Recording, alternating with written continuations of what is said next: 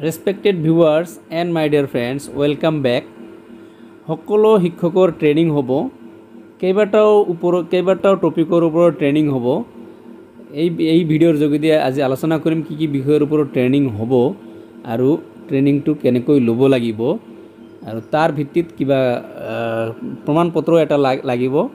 গোটেইখিনি এই ভিডিঅ'ৰ যোগেদি আলোচনা কৰিম। সো ভিডিঅ' একেলগে চাব and one request to you, এনেকুৱা ধৰণৰ ইনফৰ্মেটিভ ভিডিঅ' পাবলৈ মোৰ এই চেনেলটো সাবস্ক্ৰাইব কৰি ৰাখিব। মই যেতিয়া ইনফৰমেশ্যন পাম লগে লগে আপোনালোকৰ লগত শ্বেয়াৰ কৰি দিম। So let's start the video'.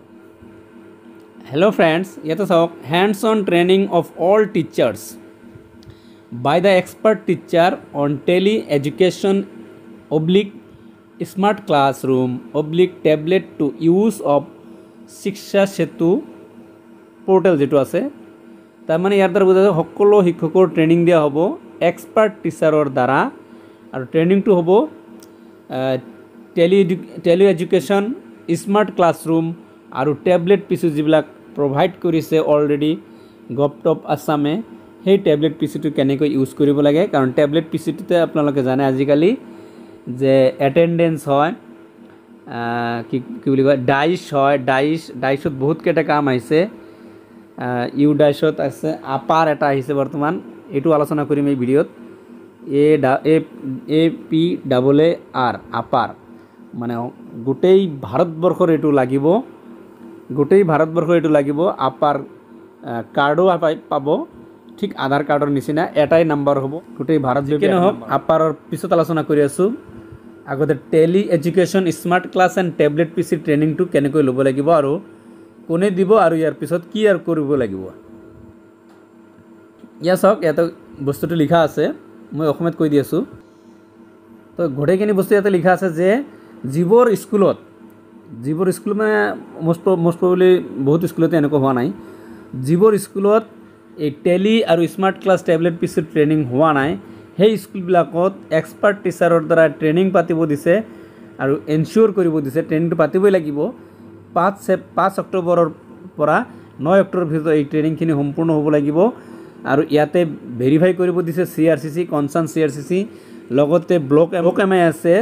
এই ব্লক MI আছে উইল এনচিয়'ৰ কালেকশ্যন দ্য চাৰ্টিফিকেট, যে হৈছে নে নহৈছে, স্কেন দ্য চাৰ্টিফিকেট অনৱাৰ্ডছ, আৰু এই চাৰ্টিফিকেটখন স্কেনিং কৰি এই ষ্টেট মিছন অফিচলৈ 9 তাৰিখৰ ভিতৰত পঠাব লাগে।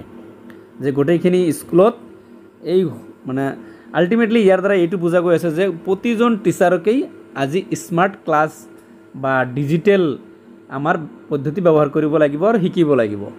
কাৰণ হয়তো আপোনালোকে জানে যে 50 এভভ ক্ৰছ কৰা কিছুমান টিচাৰে, সকলো কথা কোৱা নাই, কিছুমান শিক্ষকে কিন্তু এই অনলাইনৰ বস্তুবিলাক মানে এক্সপাৰ্ট নহয় বা ইমান নোৱাৰে। তো সেই গোটেইখিনি টিচাৰক এইবোৰ পাৰিব লাগিব। এতিয়া স্মাৰ্ট ক্লাছ, টেবলেট পিচি, ইউ ডাইচ, গোটেইখিনি বস্তু আজিকালি অনলাইনতে হয়। তাৰমানে অনলাইন ট্ৰেইনিং বুলিও ক'ব পাৰি আমি। মানে অনলাইনত যিখিনি কাম কৰা হয়, এই গোটেইখিনি কাম এই এক্সপাৰ্ট টিচাৰৰ দ্বাৰা ট্ৰেইনিং কৰাব লাগিব প্ৰতিখন স্কুলতেই। আৰু CRCC এইটো ভেৰিফাই কৰিব, কাউণ্টাৰ চাইন দিব। স্মাৰ্ট ক্লাছৰ ওপৰতো আজিকালি যিহেতু স্মাৰ্ট ক্লাছ গঠন কৰা হ'ব, কিছুমান স্কুলত অলৰেডি কৰা হৈছে, তো স্মাৰ্ট ক্লাছৰ ওপৰতো ট্ৰেইনিং কৰা হ'ব। মানে আপুনি স্মাৰ্ট ক্লাছ হ'লে আপোনাৰ কামো বহুত কমি যায়, শ্লাইড বনাই আনি আপুনি ক্লাছ কৰিব পাৰিব। তো ইয়াৰ ওপৰত ট্ৰেইনিং কৰি কোনটো চাৰ্টিফিকেট লিখিব লাগিব এইটো আলোচনা কৰি লওঁ। এইটো চাৰ্টিফিকেটো লিখিব লাগিব, যে certificate on training of teachers smart classroom বা টেলি এডুকেশ্যন ডিজিটেল লাইব্ৰেৰী শিক্ষা সেতু et cetera.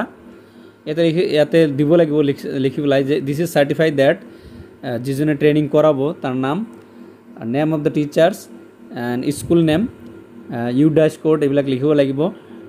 Non the use of operation of smart classroom tele education digital library extra has train the following teachers. আৰু স্কুলৰ যিমানখিনি টিচাৰ থাকিব সেইখিনি চিৰিয়েল হিচাপে নাম লিখি ইয়াতে টিচাৰৰ নাম, ডেজিগনেশ্যন, টিচাৰ কোড, ছিগনেচাৰ দিব লাগিব প্ৰতিজন শিক্ষকৰে, যে হয় মই ট্ৰেইনিংখিনি লৈছোঁ বা বুজি পাইছোঁ।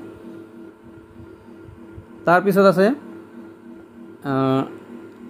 স্মাৰ্ট ক্লাছৰুম, এই যে এইটো smart classroom tele education digital library etcetera established by কোনে দিছে এইটো লিখিব লাগিব নেম অফ এজেন্সি কোন এজেন্সিৰ দ্বাৰা দিয়া হৈছে এগুলোখিনি লিখিব লাগিব এটা চাওক সাৰ্টিফাই কোনে কৰিব certified by name of the agency personal counter sign by